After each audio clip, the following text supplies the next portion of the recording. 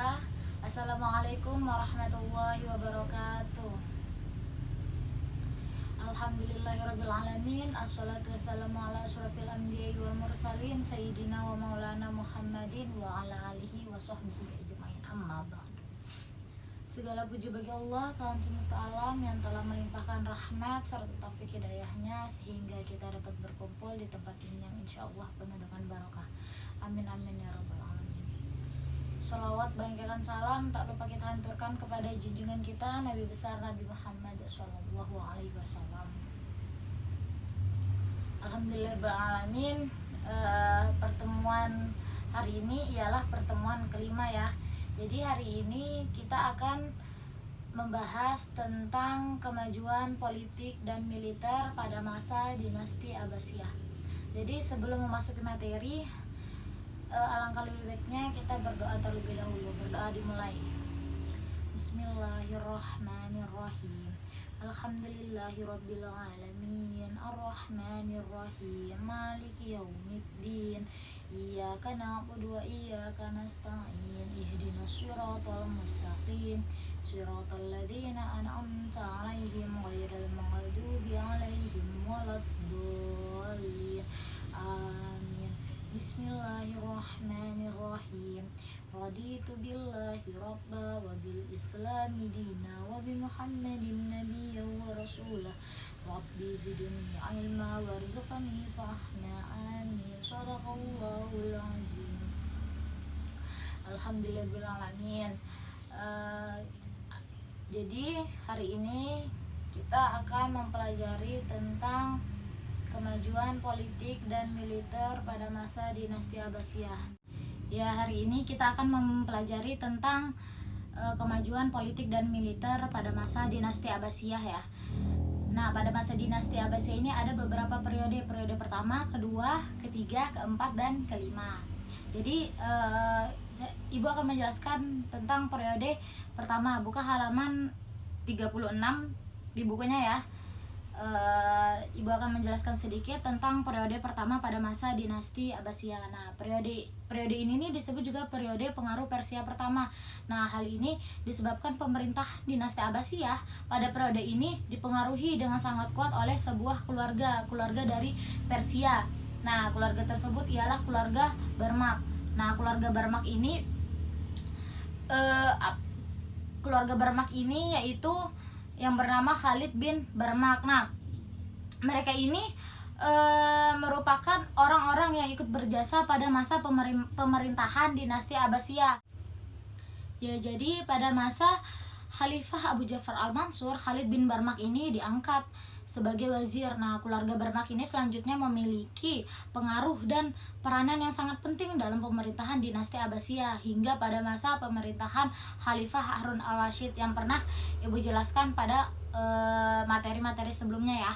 Nah, lalu usaha militer nih. Usaha militer itu merupakan usaha yang terus-menerus yang dilakukan oleh para khalifah dinasti Abbasiyah sejak khalifah pertama hingga khalifah yang terakhir. Nah, tegaknya pemerintahan dan negara bisa terwujud dengan dukungan bala tentara dan sistem kemiliteran yang kuat. Nah, jadi usaha yang mendirikan kekhalifahan dinasti Abbasiyah ini melalui gerakan militer. Nah, gerakan militer ini merupakan usaha militer pertama dari dinasti Abbasiyah, seperti itu. Ya, jadi tadi kan udah nih periode pertama. Lalu selanjutnya ialah periode kedua pada masa dinasti Abbasiyah. Nah, periode ini merupakan periode pengaruh Turki yang pertama. Nah, para perwira militer Turki betul-betul mendominasi nih pemerintahan pada masa dinasti Abbasiyah. Figur khalifah hanya menjadi simbol di istana Baghdad. Nah, orang-orang Turki itu berbuat sekehendak dan bahkan ikut campur tangan nih dalam pergantian khalifah. Nah, mulai periode ini hingga periode keempat, ini kan periode kedua. Jadi hingga periode keempat, peran politik khalifah itu bisa dikatakan hilang. Nah, mereka hanya menjadi simbol keagamaan bagi para pejabat negara dengan memberi legitimasi keagamaan bagi setiap kebijakan yang diambil oleh mereka, seperti itu.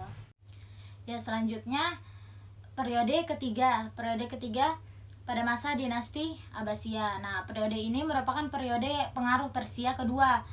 Setelah Khalifah Al-Muqtaqi meninggal, Tuzun itu mengangkat Al-Muqtafi pada tahun 944 Masehi. Nah, jadi beliau mengangkat Al-Muqtafi ini pada tahun 944 Masehi ini menjadi khalifah ya. Jadi pada masa khalifah Al-Muqtafi ini terjadi perubahan politik yang penting. Nah, di masa itu muncul penguasa baru dari daerah Dailem. Nah, yaitu dinasti Buahiyah. Nah, untuk mengurangi dominasi para pengawal Turki ini, Khalifah Al-Muqtafi ini mengundang dinasti Buahiyah ke Baghdad. Ia menginginkan agar para pengawal Turki disingkirkan. Nah, jadi pada tahun 945 Masehi, Ahmad bin Buaihi ini datang ke Baghdad dengan tentara yang besar seperti itu. Ya, jadi tadi kan udah nih periode ketiga, sekarang ialah periode keempat. Nah, periode keempat ini pada masa Khalifah Al-Qayyim. Nah, Khalifah Al-Qayyim ini mengawali pemerintahan dinasti Abbasiyah pada periode ini. Nah, periode ini disebut periode pengaruh Turki kedua. Maksudnya ialah maksudnya pengaruh Turki ini dimulai pada masa Khalifah Al-Qayyim yang tidak menyukai dominasi dinasti Buahiyah. Nah, Khalifah Al-Qayyim ini ingin melepas diri dari pengaruh dinasti Buahiyah. Pada tahun 1055 Masehi terjadi kekacauan yang disebabkan oleh pertikaian internal dinasti Buahiyah di Baghdad. Nah, Khalifah Al-Qayyim ini kemudian meminta bantuan Tugrulbik. Tugrulbik ini pemimpin dinasti Seljuk ya. Nah, jadi pada masa itu mereka mengusir dinasti Buahiyah dari istananya. Nah, dinasti Seljuk ini kemudian mengembalikan kekuasaan khalifah di bidang keagamaan seperti itu. Jadi materi sebelumnya kan sudah dijelaskan juga dinasti Buahiyah itu siapa dan dinasti Seljuk itu siapa.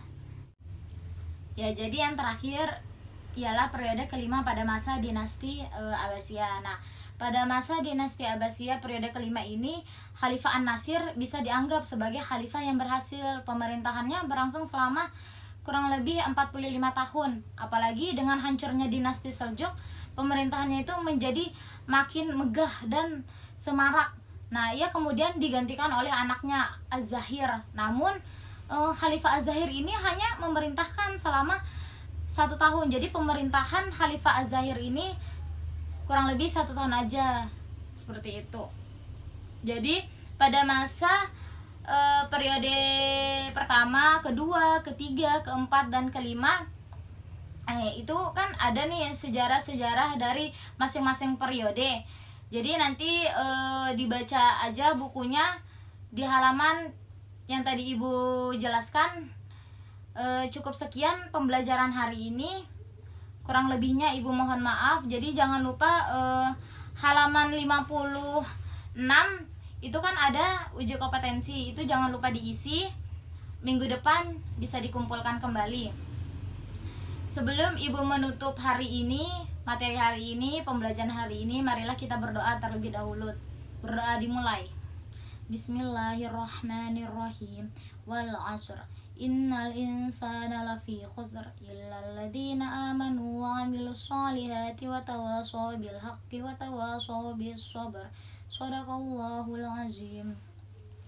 Ya, jadi sekian materi hari ini, kurang lebihnya Ibu mohon maaf. Jangan lupa jaga kesehatan kalian karena masih zamannya pandemi COVID-19 ya. Jadi harus jaga kesehatan. Kemana-mana harus menggunakan masker dan jangan lupa membawa hand sanitizer atau mencuci tangan jika ingin berpergian. Seperti itu.